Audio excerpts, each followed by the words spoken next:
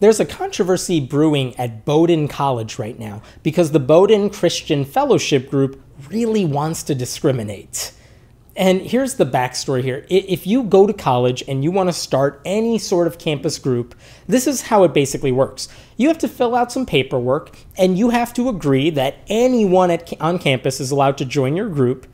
And in exchange for getting that official recognition, the campus gives you free meeting space. They give you the ability to have a booth at like the organization fairs that freshmen come to, the orientations and everything.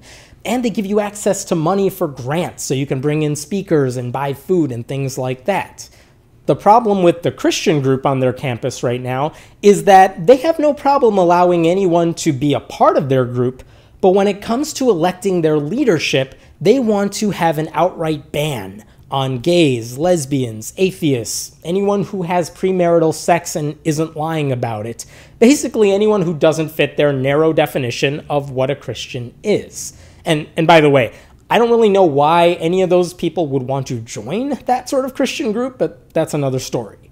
The campus is saying they can't institute that ban because they say it's discrimination, and they're right. They will still let the Christian group meet on campus if they want, but the Christian group won't get any of the benefits that all the other registered organizations do if they want to keep that ban in place.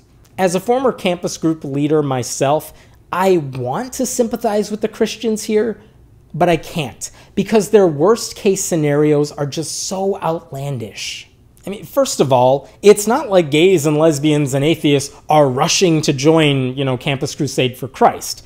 If we go to a meeting, it's only to observe. Secondly, even if there were gay or lesbian Christians in the organization, they would still have to get elected to those leadership positions.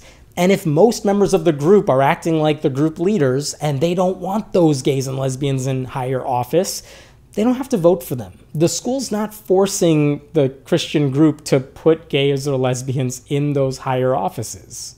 As far as I know, there have been 0 examples of, atheists going to InterVarsity Christian Fellowship, joining en masse, taking over the leadership, dismantling the entire organization, and then claiming victory. That has happened never.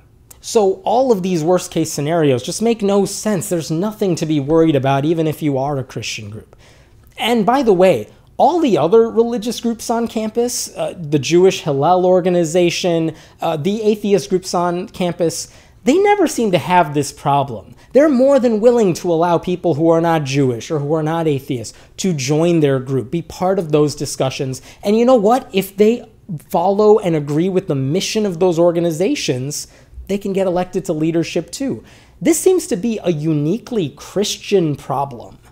It's entirely possible that there are Christians out there who support church-state separation and skepticism, as they define it, and they enjoy discussions about religion with fellow atheists. I have no problem if someone like that wants to be in a leadership position in an atheist organization, because as long as they understand what they're in for, who really cares?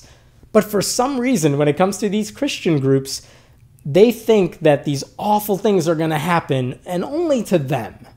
This whole controversy is about Christians wanting special privileges that all the other religious and non-religious groups on campus even ever consider. These Christians really want to discriminate on campus because I guess that's what Jesus taught them to do. Again, make no mistake, this is a purely Christian issue. There's no other group on campus, running around trying to ban people from their leadership. It's absurd, it shouldn't be tolerated, and I'm glad Bowdoin College is coming down on the campus group saying, no, we're not going to allow you to discriminate. You just don't get to be a registered campus group. My name is Hemant Mehta, and I write at friendlyatheist.com. Please leave a comment below, and we will be sure to check them out.